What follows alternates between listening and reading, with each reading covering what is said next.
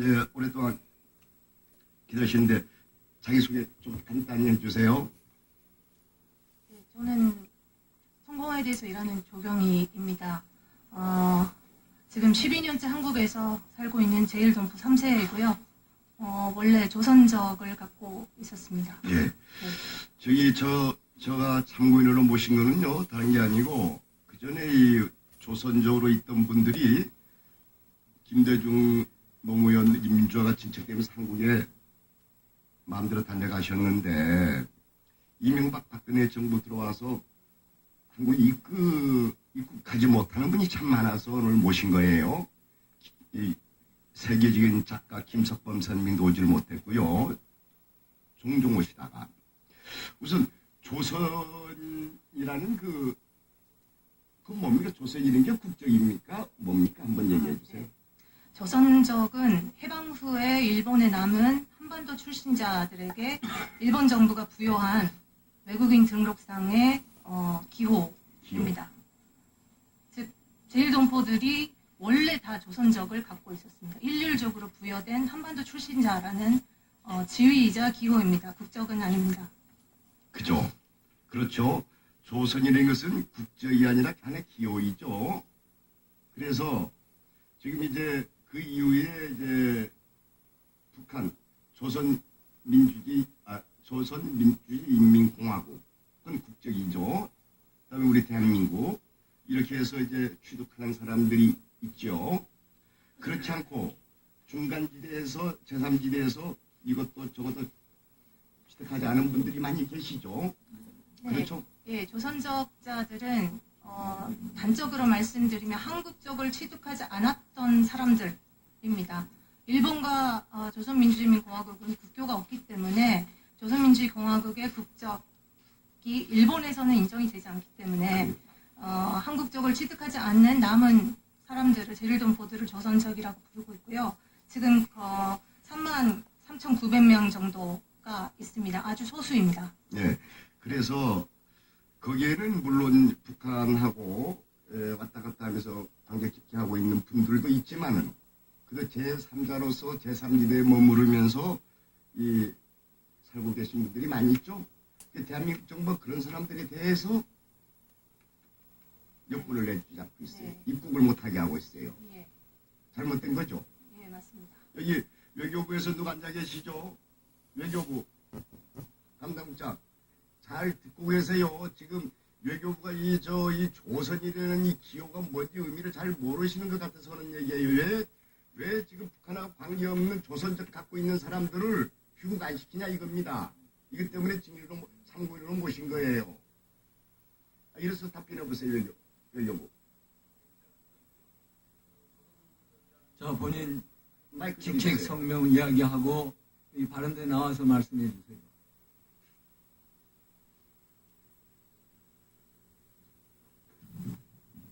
네, 직책 성명 먼저 말씀해 네네, 주세요. 외교부 제1동포 영사국장 김완중입니다. 네, 답변 올리겠습니다. 말씀하신 대로 조선적이라는 표기는 어떤 국적을 나타내는 게 아니고 지리적 표시를 의미합니다. 그러니까 한반도 출신이라는 뜻입니다. 그런데 왜 그분들 입국 못하게 합니까? 외교부에서. 자, 국정원의 이 입김이에요. 법무부의 입김이에요. 외교부가 그렇게 하는 겁니까? 외교부가 관계부처의 의견을 수렴하여 자체적으로 판단한 것입니다. 관계부처에 잘못됐으면 그걸 듣지 않으면 되지요. 한 예로 세계적인 유명한 작가 김석범 선생이 무슨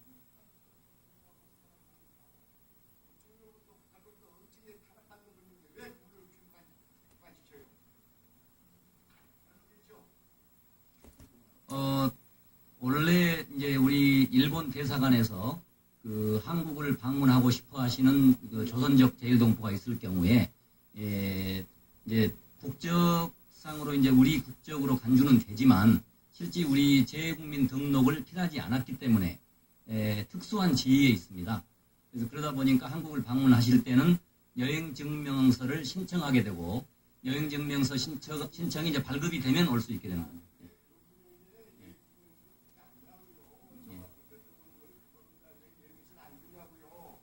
그래서 일본에서 대한민국을 독재국가 야만국가라고 얘기하는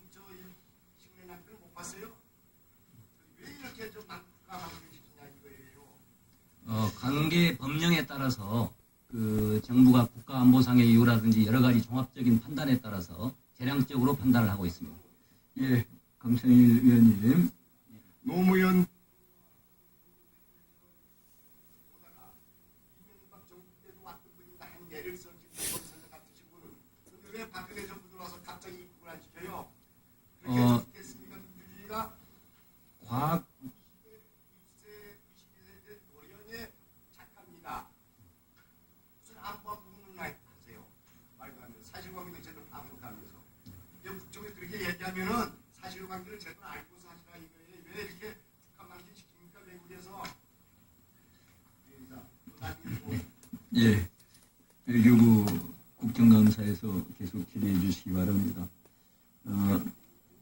그 다음 순서로는 먼저 김경엽 위원님, 그 다음에 이인영 위원님, 그리고 원혜영 위원님이 질의해 주시겠습니다. 그럼 먼저 김경엽 위원님 질의해 주시기 바랍니다. 이제 증인 질문 중에 있습니다. 증인.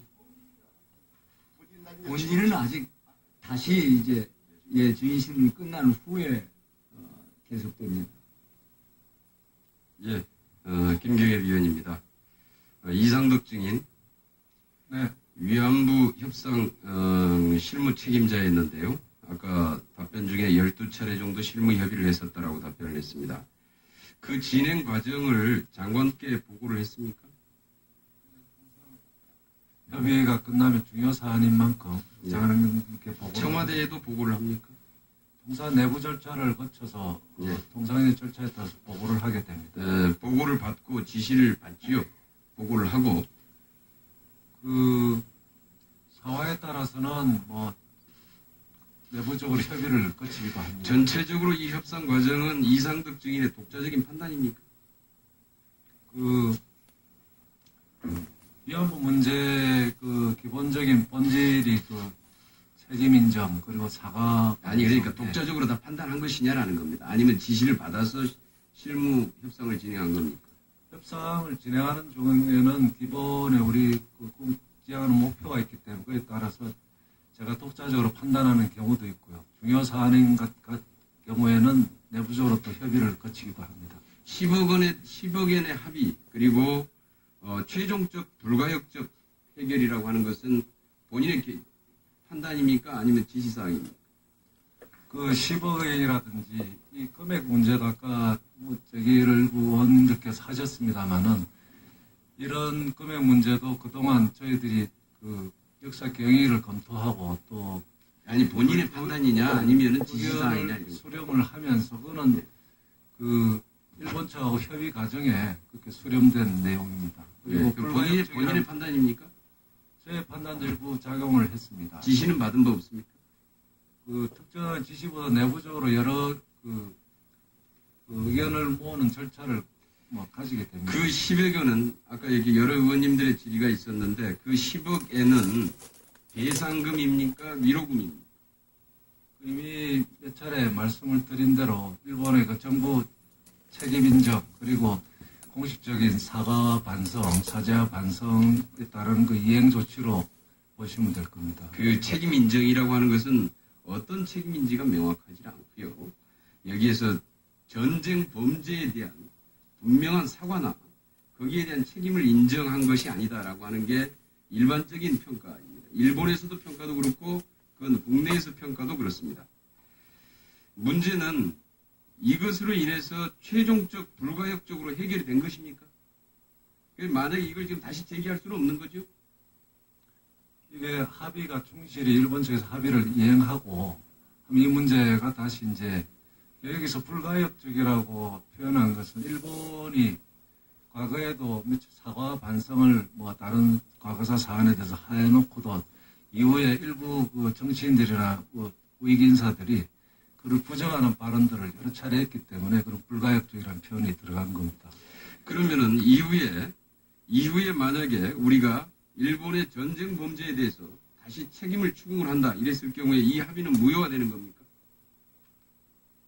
그거하고는 지금 일단 그 연관지어서 생각하는 건 지금 적절치 않다고 생각을 합니다. 합의 내용 중에 국제사회에서 비난, 비판, 자제 등재라고 돼 있는데 여기 이것은 지금 유네스코 위안부 기록물 등재 포기를 뜻하는 건가요?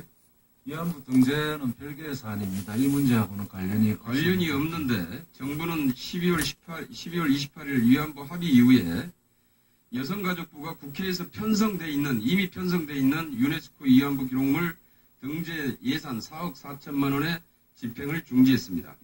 그리고 우리 정부는 내년도 예산에 유네스코 위안부 기록물 등재 예산이 정부의 추진 방침인데 이것과 관련된 예산을 전혀 편성하지 않았어요. 그러면 이 합의하고 전혀 상관없이 이렇게 이루어진 걸로 보세요? 그 여가부의 사안은 저로서는 뭐 자세히 아는 바가 없습니다.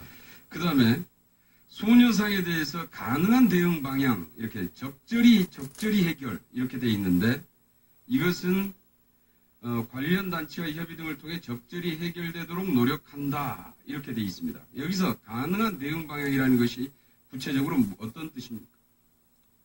구체적으로는 여기서 일단은 이 표현 그대로만 이해를 하시면 될 것으로 생각합니다. 가능한 대응 방향이라는 게 이걸 참 이해하기 어려워요.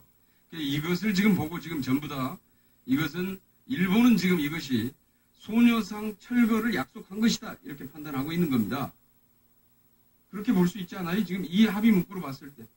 이렇게 왜 이런 표현이 됐냐면은 이거는 민간 아까도 말씀을 드렸습니다마는 민간에서 자발적으로 설치한 것이고 그리고 그 지방자치단체에서 그 인허가를 한 것이기 때문에 저희들이 관여할 수 여러분 이때 없기 실무 때문에 이런 협상을 할 표현을 쓴 때에 겁니다. 이때 실무 협상을 할 때에 가능한 대응 방향이라는 게 도대체 어떤 것인지 어떤 범위인지 얘기된 바가 있습니까?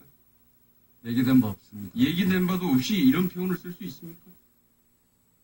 이렇게 허술합니까? 외교적인 협상이? 소녀상 문제가 저희들이 관여할 수 없는 정부에서 관여하기 어려운 사안이기 때문에 이런 표현을 썼다고 이해해 주시기 바랍니다. 이